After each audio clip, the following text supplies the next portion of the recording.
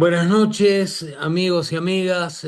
Damos inicio a la reunión informativa del Rotary Club, del Club Abriendo Fronteras, y para esto vamos a compartir, si es que la tecnología nos ayuda, pantalla para poder saludar a las banderas de ceremonia.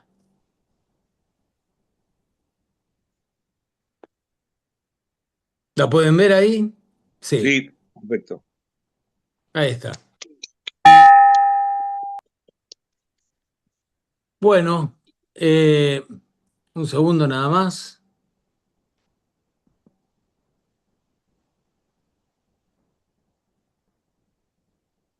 Ahí está. Como todos los jueves que nos reunimos, vamos a compartir la prueba cuádruple. De lo que se piensa, se dice o se hace. ¿Es equitativo para todos los interesados? ¿Crea buena voluntad y mejores amistades? ¿Será beneficioso para todos los interesados? Esto es una guía personal y profesional que usamos los rotarios para afrontar con ética la vida. Así que para los que no están, digamos, informados sobre este tema. Así que bueno, Hugo, tenés la palabra. Muy bien, buenas noches, muchas gracias. Gracias a todos los que hoy se han conectado, están por conectarse. Apreciamos mucho el compromiso de cada uno de ustedes el estar presente a esta reunión. Hoy tenemos una reunión muy especial y por supuesto estamos contentos de encontrarnos en esta noche, cumpliendo con los objetivos del club. Le voy a pedir a nuestro secretario, Luchi, que presente a la oradora. Hoy tenemos una disertación especial y le he pedido a Luchi que haga las presentaciones del caso de la persona que nos visita esta tarde. Tienes la palabra, Luchi. Bueno, Hugo, muchas gracias. Desde ya agradecemos a todos los que están presentes. Voy a hacer una breve introducción, como dice Jorge recién, para los que no son rotarios. Nuestras reuniones, que son todos los jueves, de 8:15 a 21 horas más o menos, este, generalmente intentamos invitar a algún orador para informarnos a ver cómo podemos participar y cómo podemos cambiar a la comunidad y de esa forma generar una comunidad mejor. Y que para nosotros podamos también aplicar esta prueba cuádruple que un poco mencionaba recién Jorge en el día a día. Eh, Hace un tiempo ya, no quiero dar eh, un tiempo exacto porque no se podría decirlo, la doctora Betina Balbachán, que está ahora presente, que es jueza de falta de la ciudad de Posadas, que es magíster, en su tesis de maestría trató el tema justamente del alcohol cero. Pero lo interesante, además del tema, lo va a explicar bien ella, es la visión que le da. Yo estuve mirando un poquito y después ella seguramente corregirá si no es así, y para la ciudad de Posadas hoy es muy especial el tema. Casi un 20% de las causales de muerte a nivel mundial son producto del consumo de alcohol. Entonces, nos pareció interesante el planteo, yo en lo particular lo leí, pero el planteo que ella hace en el libro, como para nosotros desde nuestra posición como rotarios, y bueno, por ejemplo, Susana Kundris, a quien le agradezco que está presente también, me escribió, me dijo, che, me quiero conectar, pero como desde el lado de la antropología, me interesa, para ver cómo podemos conectar e interactuar y generar nosotros ese cambio cultural o ese trabajo cultural que requiere este tema puntual. Así que yo no quiero seguir hablando, simplemente muchas gracias a la doctora Betina Balbachán por acompañarnos y bueno, vamos a escuchar su disertación.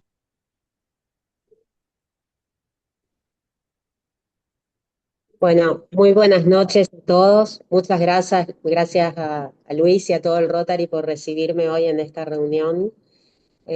Durante décadas y décadas y décadas es conocida la labor del Rotary y la ética, sobre todo en la convivencia y demás. Y hoy vamos a hablar un poco de eso también. me interesa sí contarles esto que les decía Luis, la óptica que tomo en mi libro en relación al alcohol cero. Y también después ver algunas experiencias y que puedan, más que sea una disertación, que sea una charla entre todos, porque justamente en este espacio donde ustedes están acostumbrados a tantas acciones, por ahí eso sea lo más valioso, ¿no? Bueno, como decía Luis, yo soy jueza de faltas en la ciudad de Posadas, soy magíster en políticas sociales y este libro es justamente mi tesis de maestría, ¿no? En esta tesis de maestría yo afronté la investigación, digamos, desde el derecho, por supuesto, porque mi formación es de abogada, desde mi espacio funcional, porque tenía un gran trabajo de campo, imagínense, en un juzgado de faltas, pero sobre todo desde el reconocimiento de la cultura y trama social como condicionantes de todo nuestro accionar en lo individual y en lo colectivo, ¿no? ¿Qué es la cultura? Empecemos por ahí. La cultura es el modo que tienen las sociedades de individualizarse, de diferenciarse unas de otras, ¿sí? Tejer su trama de significaciones. Es el latido social de las sociedades. Entonces, imaginémonos lo importante que es esto, y esto es casi adelantar una conclusión, lo importante que es articular las políticas públicas con estos esquemas vitales para que puedan ser efectivas, ¿no? ¿Qué son las políticas públicas? Son las acciones que lleva adelante el gobierno de turno para solucionar problemas que se entienden prioritarios en determinada sociedad, en la sociedad en que gobiernan, ¿sí? Son decisiones políticas, es lo que el Estado decide hacer o no hacer de acuerdo a temas que ingresan en agenda, ¿no? O sea, una misma cuestión puede ser importante en una época, no en otra y demás. Hay cuestiones, hay situaciones que ponen en agenda un tema, eso lo sabemos. Y hoy nos vamos a ocupar justamente del alcohol cero, como que es una política pública que define la prohibición absoluta de beber alcohol al momento de conducir, cualquiera sea su graduación. Cero es cero. ¿Sí? Esto, aclarémoslo, mi trabajo de campo tiene que ver con Posadas. La visión del libro es una visión universal, pero tuvo que ver con Posadas porque así son las tesis de maestría y así de restringido es el campo de estudio que realmente me llevó a lo integral, ¿no? Bueno, y quienes nos ocupamos de evaluar conductas como yo en el ámbito de faltas, de justicia de faltas, tenemos principios jurídicos, tenemos garantías de rango constitucional, tenemos hasta pautas de sentido común jurídico, ¿no? Y tenemos una legislación que tipifica y dice, bueno, dada tal situación, dada tal conducta, tal es la pena. Bueno, pero acá con el tema del alcohol los bemoles resultan ser variados y diversos. ¿Por qué les digo esto? Por un lado tenemos al alcohol, ¿sí? Tenemos ¿qué es el alcohol? Una bebida de muy fácil acceso, de consumo abierto, simbólicamente instituido como ¿qué? Como sinónimo de diversión, de encuentro con amigos, de brindis, espacios sociales, ¿no? Está incorporado históricamente a los rituales, ¿no? Bebidas fermentadas o destiladas eran sinónimo de hospitalidad cuando alguien llegaba a las casas, ritos, etcétera, ¿no? Tenemos la publicidad que impulsa fuertemente su consumo y lo transforma en un elemento con valor de vínculo, ¿sí? De adaptación a lo social. Tenemos el automóvil, con sus avances tecnológicos a la par de distractivos. Nuestros autos son cabinas de teléfono, música, las velocidades a las que puede ir cada vehículo y si las vinculamos con las velocidades permitidas, entonces nos encontramos en una suerte de contradicción, ¿no? Tenemos el tránsito como espacio de desarrollo de nuestras conductas viales, que no son otra cosa que la extensión de otras conductas sociales adoptadas por los sujetos coyunturalmente adquiridas y desarrolladas. Esto que yo dije así como tan difícil, lo que quiero decir es que manejamos como somos, ¿sí? El que es agresivo en la vida misma es agresivo al manejar.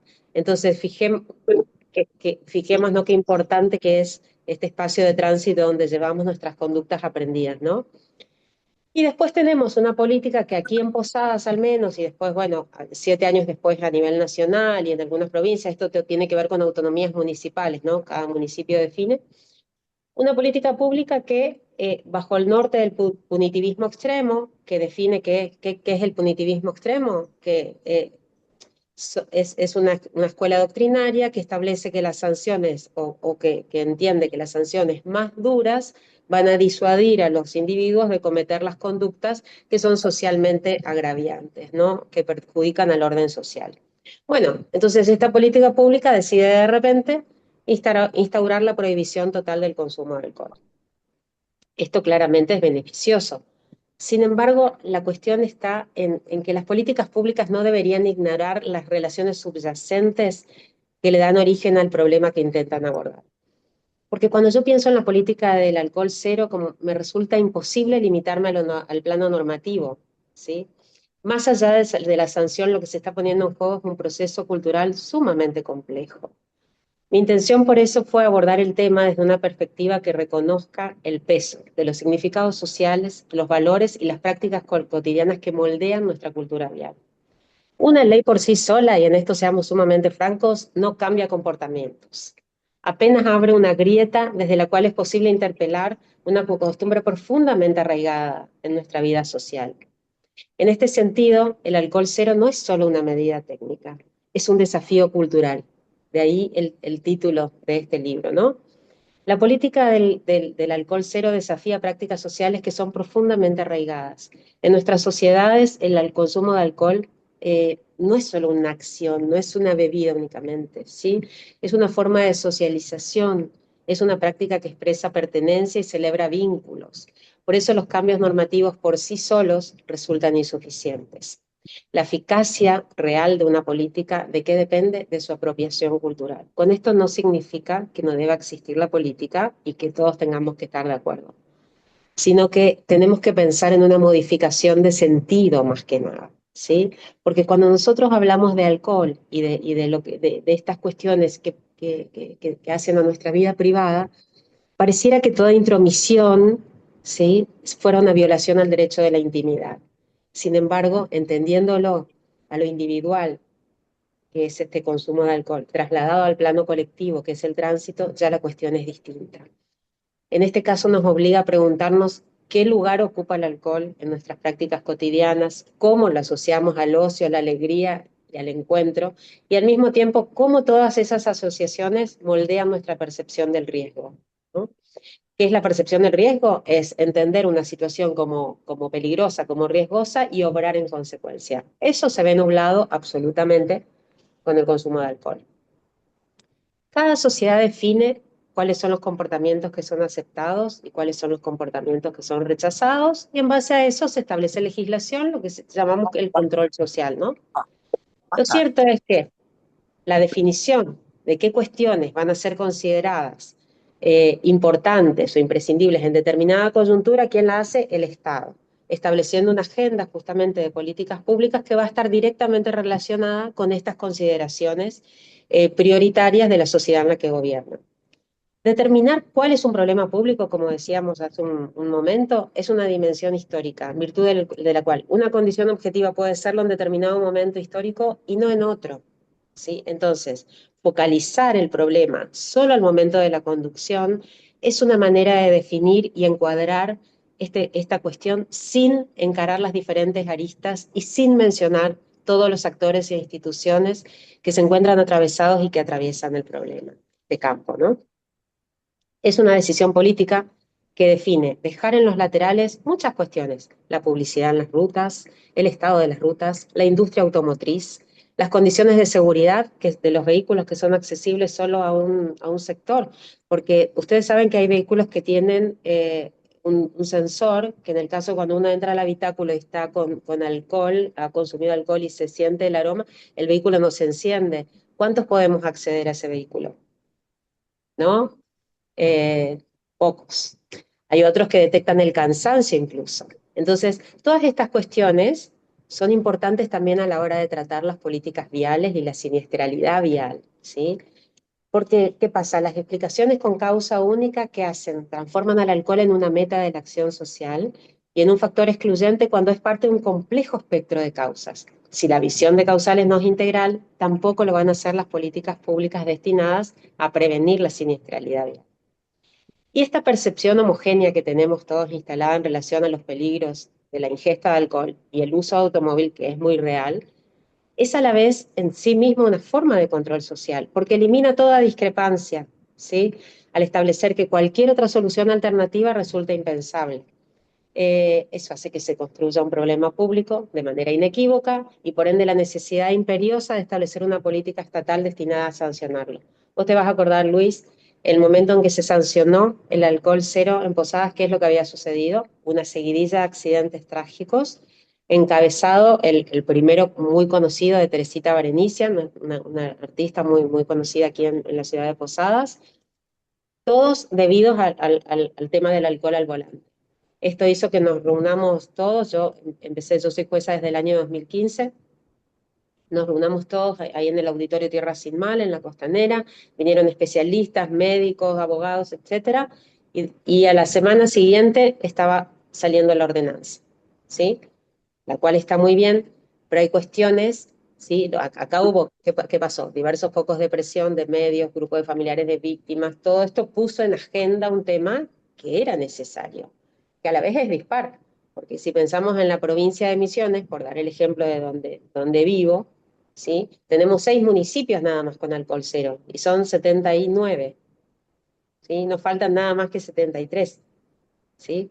Entonces, más allá de esta conveniencia objetiva del alcohol cero, es necesario establecer un diagnóstico integral para entender la magnitud del problema, los factores, y lograr esta cosa que decía yo de la apropiación cultural, ¿no? Porque la norma es solo un aspecto dentro de las estrategias y la organización de vida de cada individuo, ¿sí? Las normas jurídicas vienen a irrumpir, por decirlo de alguna manera, en la cotidianeidad de las normas sociales, las prácticas cotidianas.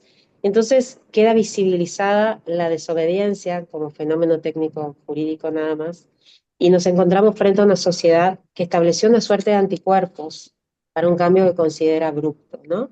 Aun cuando su conveniencia objetiva, repito, sea evidente. ¿A qué me refiero cuando hablo de anticuerpos? Grupos de WhatsApp, por ejemplo, donde avisan dónde están los operativos, donde están sabiendo en qué avenida, por qué avenida no tienen que pasar si consumen alcoholizados, o sea, simplemente están salteando esto que es el control.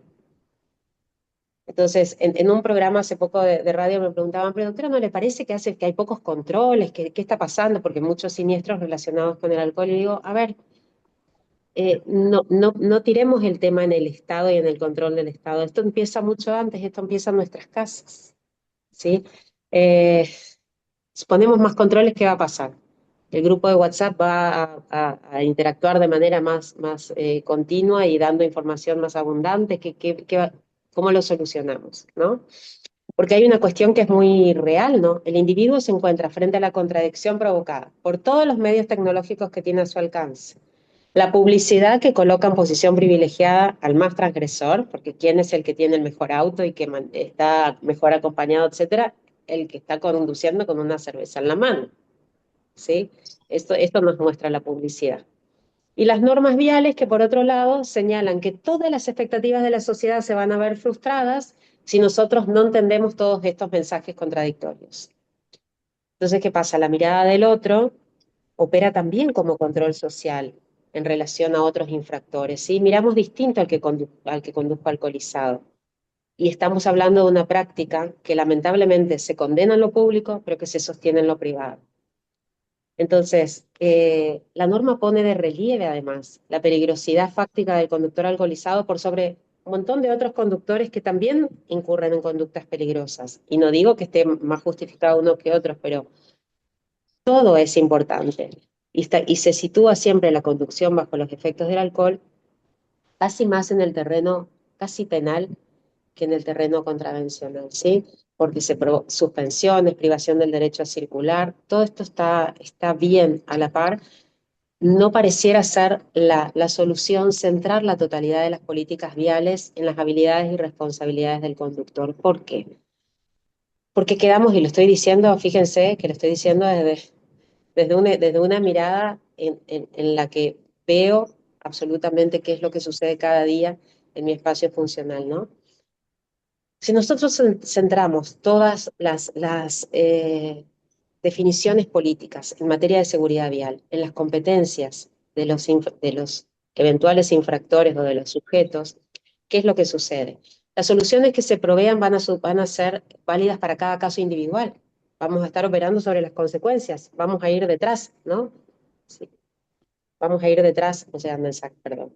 Vamos a ir detrás de todo el sistema y vamos a demostrar una vez más la limitación que tiene el derecho para responder con soluciones jurídicas a problemas sociales. ¿Sí? En cambio, si nosotros queremos operar sobre las causas, las soluciones van a tener que ser mucho más profundas, ¿sí? Vamos a tener que tener en cuenta la cultura e incorporarla en los estadios, en cada estadio. Por ejemplo, en esto que les digo de la referencia a las competencias de los conductores, ¿no?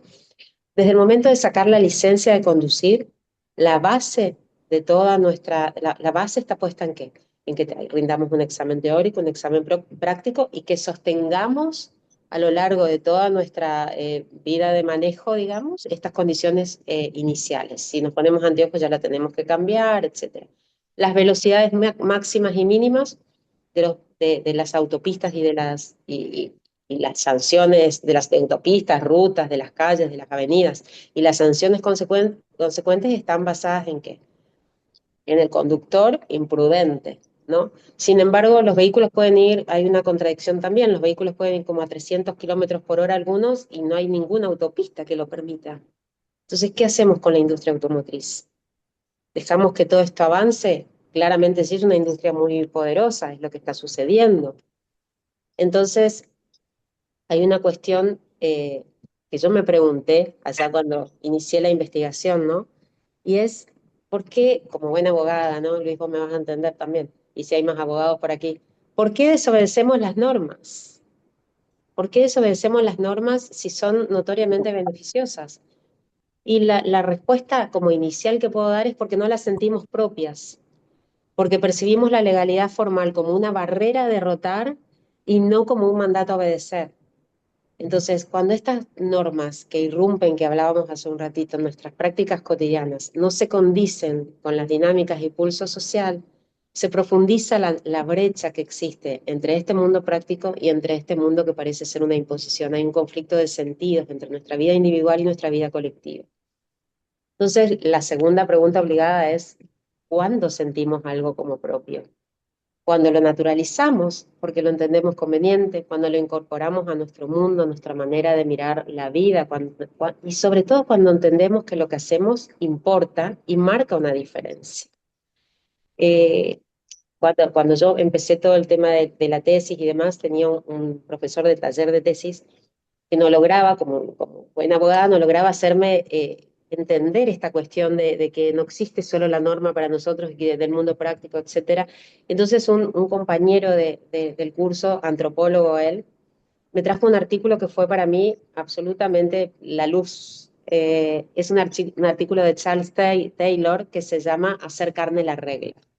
Entonces ahí pude entender, ¿sí?, que nosotros recién reaccionamos y obedecemos, etcétera, cuando hacemos carne la regla. Y en esto hablo de que empieza a formar parte de nuestro sentido común, cuidarnos y cuidar al otro, ¿no? ¿Y cómo se logra esto? ¿Cómo se logra esto? ¿Cómo se logra encarnar todas las reglas? A través de la educación. Parece un cliché, pero es a través de la educación. Porque flota en las representaciones culturales, ¿no? En el imaginario colectivo, que qué sentido tiene que yo siga las reglas si los demás tampoco cooperan, ¿no? Yo estoy llena de gente que va y me dice, pero si yo estacioné mal, pero el que estaba atrás también, etcétera, ¿qué importa? Importa que cada uno desde su lugar empieza a hacer las cosas bien, y si todas las hacemos bien, entonces se transforma en un colectivo de gente haciendo cosas que no disturbian la sociedad en la que vivimos. Entonces, lo vital es que cambie la representación de lo normativo, ¿sí? Que deje de ser una cuestión entre conductor y autoridad municipal, como si fueran ellos y nosotros, ¿no? Para ser una cuestión en la que internalizamos una conducta solidaria para con el resto, ¿sí? Entonces, en esto siempre, siempre la cuestión va a estar en la educación, en resignificar lo que implica esta conducta, ¿no? En entender que sí importa que nosotros tomemos aunque sea un poquito de alcohol, porque aunque sea un poquito de alcohol, disturbia nuestra percepción de riesgo, disturbia provoca confusión en nuestro sistema nervioso central y muchísimas cuestiones que exceden a mi campo de estudio, pero que todos conocemos los efectos del alcohol. Y en esto también hace poco tuve que hablar en Buenos Aires sobre las juventudes y el alcohol. Y ahí profundicé un poco más. Fíjense si para nosotros los adultos es tiene un sentido cultural tan importante el alcohol, porque lo asociamos a todas cuestiones positivas, hasta que sucede un accidente, entonces se transforma en negativo y es un abandonado moral que consumió alcohol, etcétera, ¿no? Pero entre tanto, se sostiene en las reuniones y demás. Imagínense en el caso de las juventudes. El consumo de alcohol es un rito de paso, ¿sí? Es un modo de ingreso al mundo adulto, es un gesto de madurez, de autonomía, se asocia con la idea de pertenencia, casi que forma parte de la construcción de identidad. Entonces, todo esto validado, por supuesto, por la publicidad, por la música, por la vida nocturna, ¿no? Entonces, el que toma la decisión de no beber está desafiando un modelo de socialización profundamente arraigado. Y en este escenario, ¿qué pasa con el automóvil también? Adquiere una dimensión simbólica complementaria y se unen dos, simbólicamente dos potencias, dos símbolos culturales sumamente potentes, donde está involucrada, además de la masculinidad, la sensación de invulnerabilidad que tienen los jóvenes. Entonces, en esto, y cuando me tocó estudiar, yo pensaba, eh, las políticas públicas como más plausibles no son claramente las que, porque me doy cuenta también, porque tengo hijos adolescentes y ya casi, uno de 20 que ya diríamos que está casi adulto, ¿no? Eh, no son las que tienen tono paternalista, ni son las que vienen desde arriba, como una cuestión de legado y demás. Las políticas, como en todo lo más plausible, es cuando encuentran su propia voz, cuando son parte, cuando son considerados actores culturales capaces de producir nuevos sentidos, ¿sí? Nuevos significados. Cuando participan del diseño de campañas, porque su voz, su estética, su manera de comunicar es diferente a la nuestra. ¿Sí? Entonces esa empatía genera mayor legitimidad. Porque no bebas y conduzcas no está en eso quiero ser muy clara, no está interpelando una decisión racional. No, no se pone eso en cuestión, sino se pone en cuestión una trama afectiva y cultural que da sentido al acto de beber. Entender esta trama simbólica me parece que es clave para pensar políticas eficaces, ¿no? La apelación al miedo, a la sanción, difícilmente, como hablábamos hace un rato en relación a cualquier norma, ¿no? Difícilmente logre modificar prácticas que están profundamente arraigadas y que están cargadas de afecto, de pertenencia y de sentido, ¿sí? Entonces, tenemos que ver un poco y notar en esto que si bien hay una responsabilidad del Estado, que es justamente achicar esa brecha que existe entre nuestro mundo práctico, entre las juventudes y en los adultos, ¿no? Entre nuestro mundo práctico y las normas. En nuestro mundo práctico, en el tránsito, estamos llevando adelante hechos sociales que incluyen la incorporación de normas y pautas que aprendimos en nuestras casas, ¿sí? Y para los argentinos al menos, porque no quiero, tenemos al presidente en España, ¿no? Pero los símbolos, esto es una cuestión, creo que sucede en todas partes, los símbolos viales son sugerencias, ¿sí? Como si su sentido fuera mutable, como si fueran pasibles de reinterpretación pragmática. Entonces, ¿qué sucede en la calle? Cada uno maneja según su sentir, según las costumbres, según los usos, y no según conforme las reglas viales. Y entonces, ¿qué sucede? Esto lleva a la incertidumbre, caos. Yo no sé cómo va a reaccionar el que está al lado.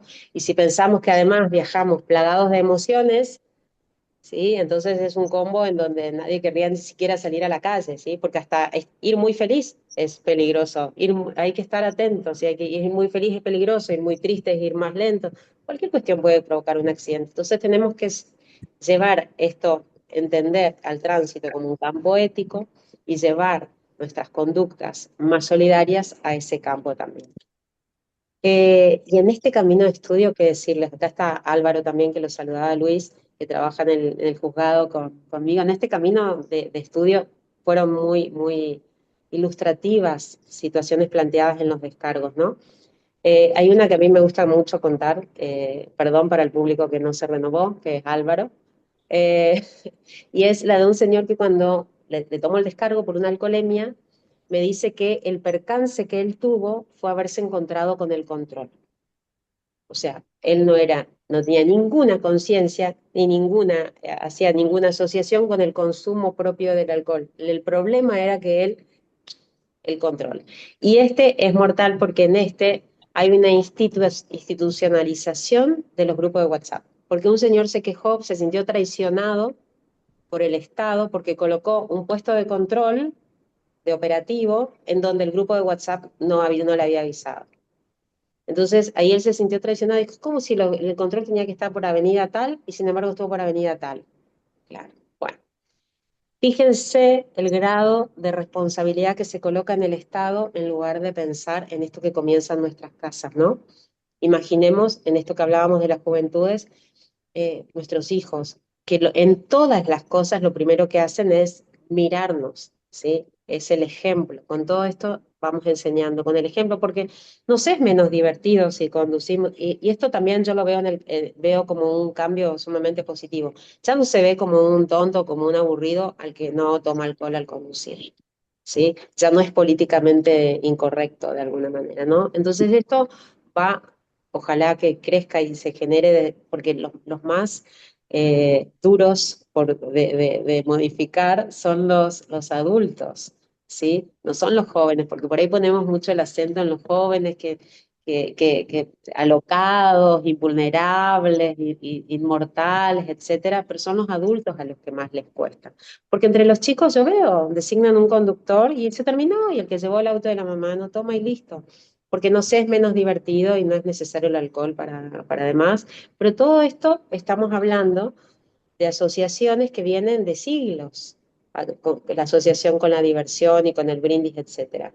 Entonces, la respuesta a largo plazo quizás esté dada por un modelo en el cual la prohibición no sustituya, perdón, a la educación, lo punitivo no enmascare lo cultural y que se naturalicen nuevos mecanismos sociales de solidaridad, ¿no?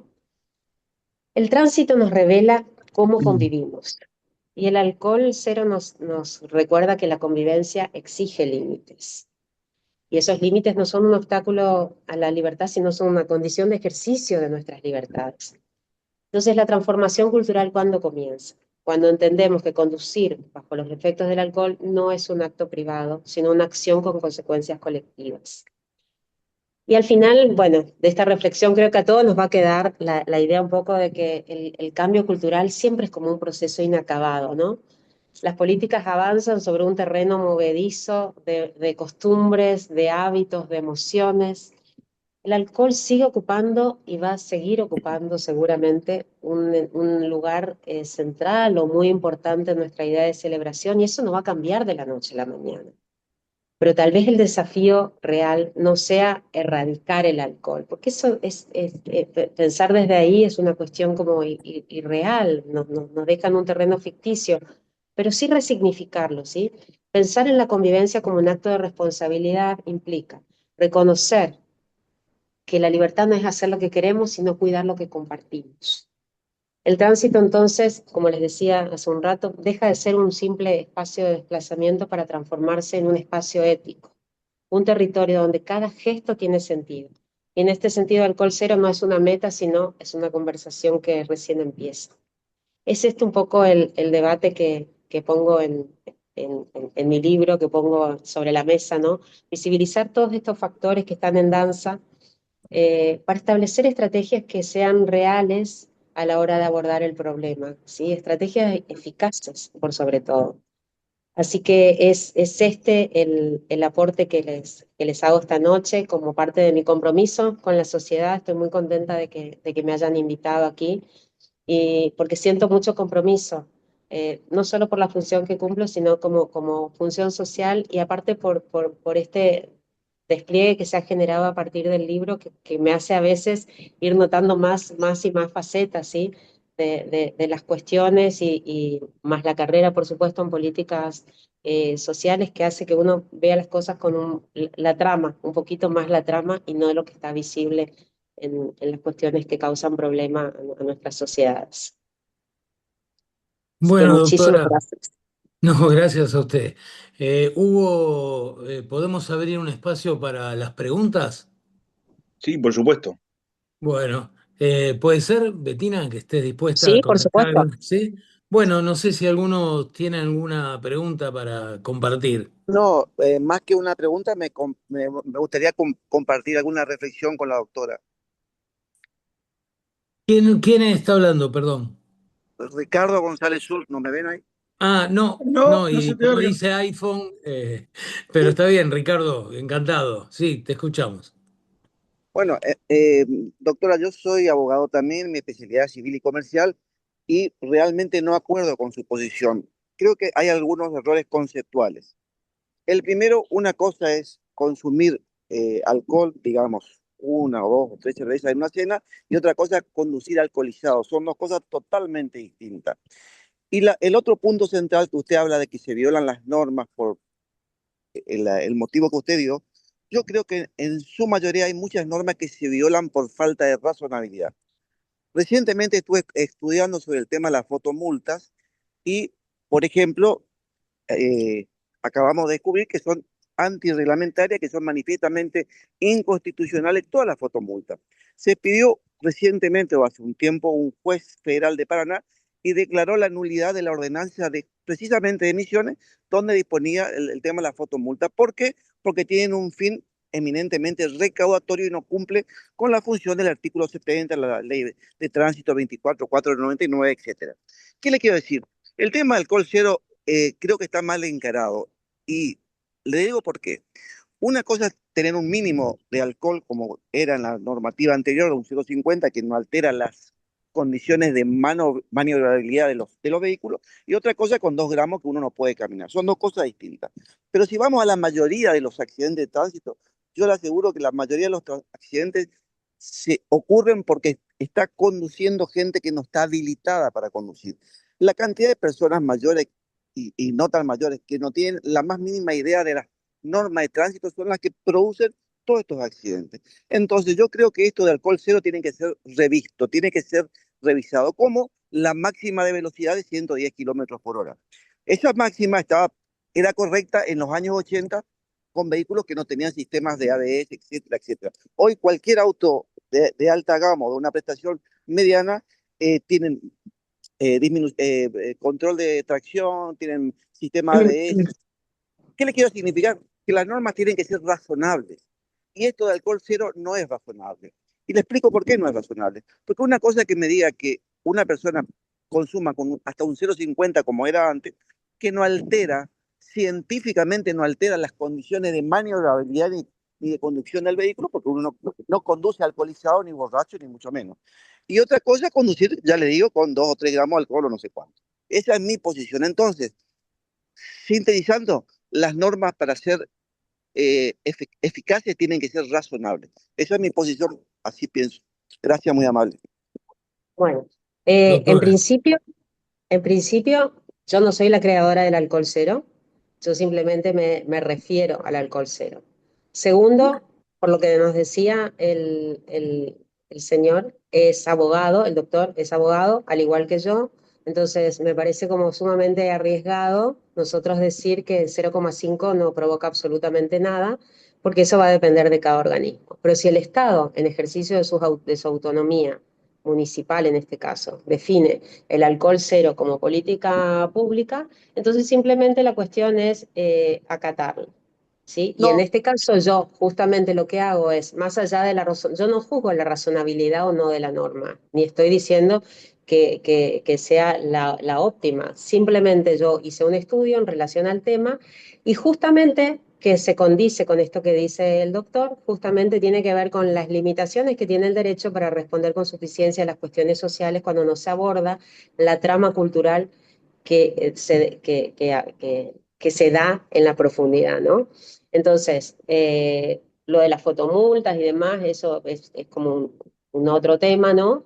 Pero más allá de esto, el alcohol cero como política pública tiene estos bemoles y aristas, y es a esos bemoles y aristas a los que yo me referí No acuerdo para nada que haya que cuantificar. Me parece que se elimina toda discrepancia al poner que cero es cero, porque 0,5 para una persona de 48 kilos no es lo mismo que 0,5 para una persona que esté acostumbrada a beber y que tenga 98 kilos, no es lo mismo, y eso está científicamente comprobado. Pero hablar de ciencia y de medicina siendo abogada me parece irresponsable. De todas maneras, sabemos que afecta cualquier dosis de alcohol, afecta a la percepción del riesgo porque es capturada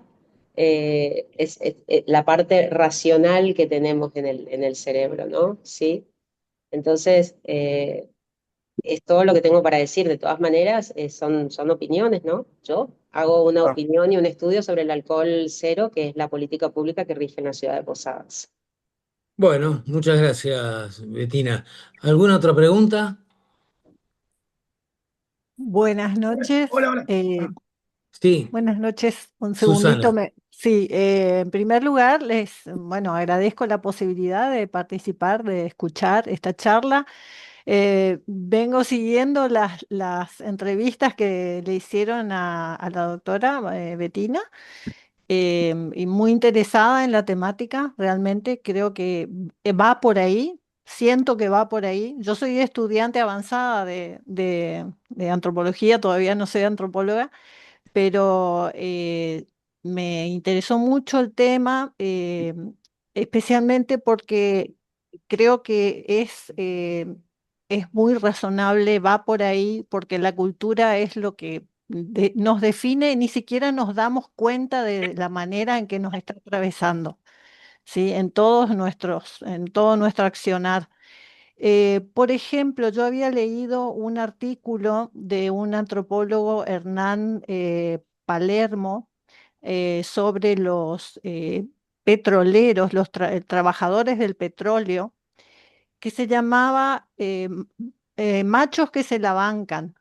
Y tenía que ver con esa matriz patriarcal y masculina que se impone en muchos espacios y que hace que, por ejemplo, hoy por hoy nosotros acá estamos acostumbrados a escuchar el no pasa nada, ¿no? No pasa nada, manejás así nomás, no pasa nada, ¿sí? Pero vos tomaste, no podés manejar, no pasa nada, ¿sí? El no pasa nada hace que pasen todas estas cosas. Ujú. Yo soy originaria de Campo Viera, donde sucedió, vivo en Posadas hace 40 años, pero donde sucedió el accidente este terrible el otro día en el Sí, Yazá. Y bueno, ahí me venía todo esto del no pasa nada. Este muchacho que estaba bajo efectos del alcohol también manejando, y fíjense lo que pasó, ¿no? Además, otras cosas también suceden bajo ese no pasa nada y bajo esa matriz que es una forma de educar en nuestra sociedad, ¿no? Por ejemplo, los jóvenes o chicos muy jóvenes, muy jovencitos que ya aprenden a manejar, hace unos años, no sé si ustedes se acuerdan, que hubo una noticia que fue muy sorprendente, fue un shock de un niño que no me acuerdo si tenía 11 años, que fue en Aristóbulo, que fue a buscar a la mamá de un negocio manejando el auto, el chico de 11 años. Y eso está bien visto, entre comillas, ¿sí? Por los padres que le enseñan, por la familia, como que se aplauden esas actitudes, esas conductas dentro de lo que es esa matriz machista, ¿sí? De la formación de la masculinidad. Y bueno, y creo que define muchas de nuestras falencias, ¿sí? Y creo que tiene que ver con esta forma de educar, ¿sí? Esta educación desde la más tierna infancia, porque la escuela, al fin de cuentas, es la que transmite, la escuela, la familia, la que transmite esos valores que uno quiere, sí, no desde la imposición desde arriba, donde se ve como algo a desafiar, sino desde la incorporación de que se haga carne, justamente como dijo, em, esta educación, ¿sí? Así como aprendimos tantas cosas. Eh, Así que bueno, me, me interesó mucho el tema, me parece que, bueno, estoy muy de acuerdo con lo que plantea y bueno, y estoy a disposición para colaborar en todo lo que sea, bueno, seguir investigando esta temática y esto de las reglas, por ejemplo, incluso influye en otras cosas, ¿no? Por ejemplo, nuestra Absolutamente. Perdón, conducta, perdón, Susana, ¿sí? tenemos que ir cerrando. Ah, perdón, ok, ok. No, no, no hay Bueno, problema. Si bueno, querés darle lugar a Betina para que te conteste, y bueno. continuamos. Gracias, Sí, sí, Susana. bueno, bueno, La gracias, verdad que gracias. Muchísimas gracias. sumamente valioso el aporte de Susana y además ella, te cuento Susana, mi director de tesis fue el doctor Manuel Moreira, antropólogo Ajá, él, además de abogado y doctor en Derecho. Por eso ujú, vos encontrás en el lenguaje esa identificación también, porque mucho de su aporte justamente es el que hizo que yo escriba de esta manera y en este sentido, porque lo sabes como parte de esta carrera tan maravillosa, porque es interesantísima. La antropología tiene a la cultura en el centro de todas las cosas, desde todas las bases de investigación. Así que es esa la identificación y simplemente decirte que acuerdo absolutamente con toda la mirada que le diste, incluso a las reglas y demás, que nos vienen desde nuestras casas y desde el ejemplo y demás, y desde tener nosotros conductas razonables, y después las normas también van a ser razonables. Muchas gracias. cierto, Hugo, muchas gracias. nos pasamos 3 minutos, no sé si querés extenderlo un poco o cerramos Bueno, la... yo creo que podemos, si hay tema para hablar, podemos tardar 5 minutos más y ya damos por terminado. Si alguien Bueno, más quiere perfecto. comentar algo, la doctora Bettina quiere cerrar su disertación. Desde ya muy agradecido a la doctora Bettina por su excelente explicación. Como Rotarios nos hace sentir, digamos, como responsables, nos invita a la reflexión sobre estos temas, de que lo hablamos, pero muchas veces lo hablamos de oído, no estamos bien enterados de lo que pasa. Y por supuesto coincido de que las reglas de nada sirven si nosotros desde casa no las hacemos carne, Sí, sí, sí. no las hacemos nuestras, a nosotros y a nuestro entorno, a nuestros hijos, a nuestros nietos.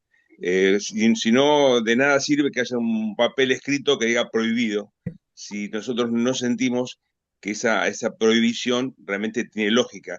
Y nosotros como rotarios, en nuestra comunidad, en nuestras familias, en el entorno en que estamos, creo que podemos aportar un granito de arena en ese sentido, de concientizar la importancia de esto que ha hablado la doctora. Desde ya, muchas gracias, doctora. Bueno, Bueno, ¿queda alguna pregunta? Hola, Hola, sí, justo, dale, justo Luchi, me sí. quedé sin batería en la computadora Ah, y y quería entraste por justo acá. decir algo, así que tuve que entrar con el celular. No, a ver, voy a tratar de ser lo más breve posible porque, bueno, les cuento, y para Álvaro que incursionó alguna vez por filas rotarias, nosotros somos el único e-club del distrito y una de las cosas que tratamos de cuidar mucho justamente es el tiempo, que es muy valioso, pero por eso tratamos de ser muy exigentes con el cumplimiento del horario. Yo tengo tres cositas nomás. Yo nosotros en este club, te cuento, Betina, sí, trabajamos mayormente las cuestiones relacionadas con el cuidado del ambiente.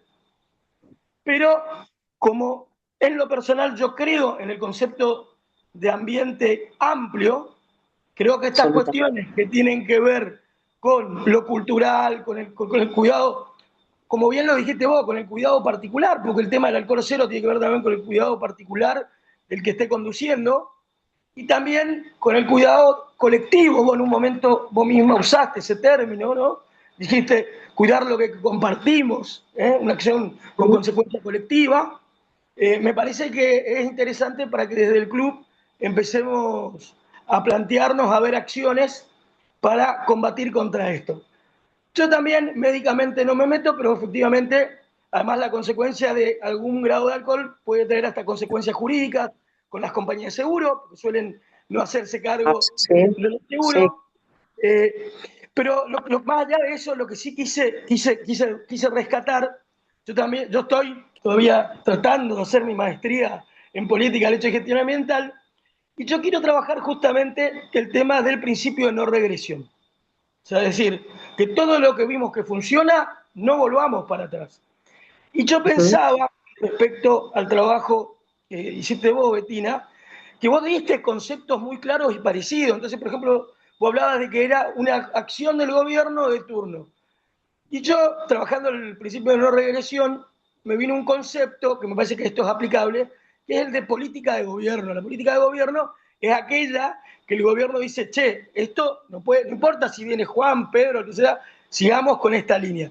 Me parece que el tema del alcohol cero, me parece que debería ser una parte de política de gobierno donde se determine bien esos parámetros e incluso me Ujú. parece que ahí veo lo del principio de no regresión, me parece que los ejemplos y lo que uno va viendo lleva por ahí a dar casos concretos y que habría que trabajarlo, porque inclusive cuando uno ve el principio de no regresión, realmente hay algún problema acá difícil y en esta reunión se ha visto también, es que no todos ven el problema, no todos lo ven.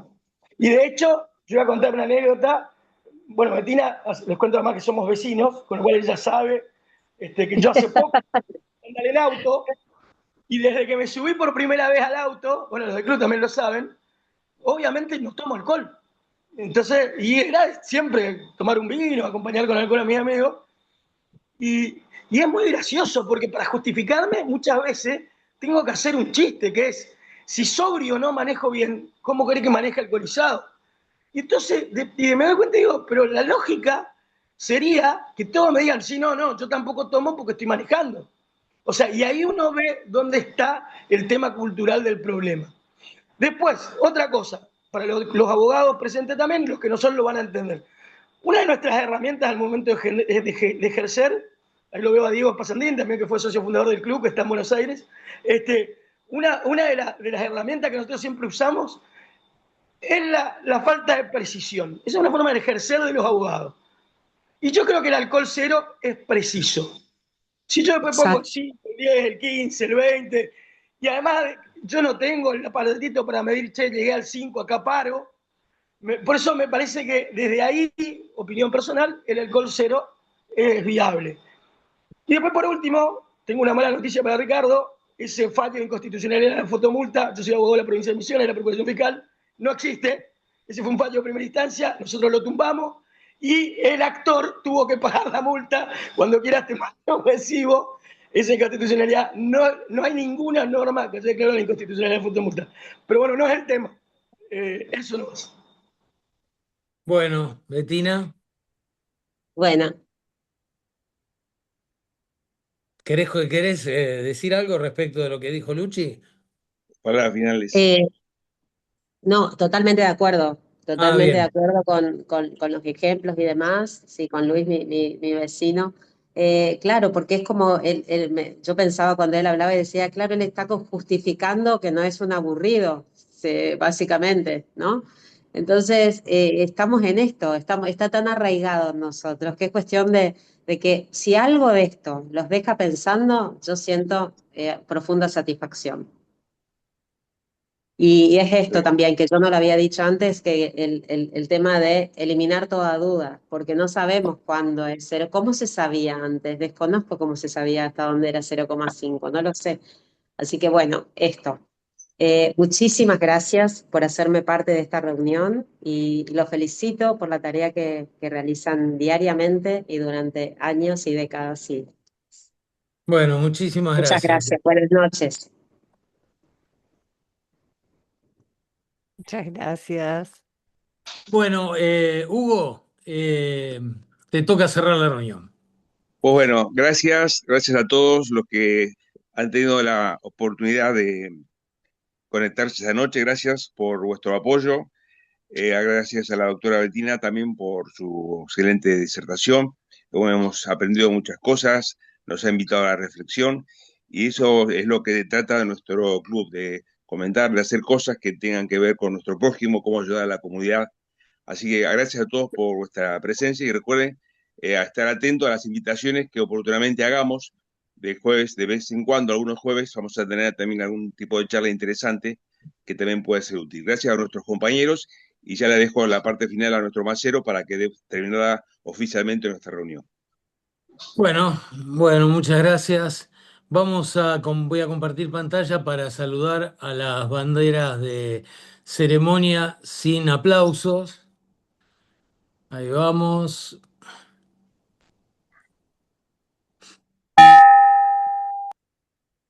Muy bien. Acá estoy. Y bueno, buenas noches y pasamos a camaradería. Buenas noches a todos.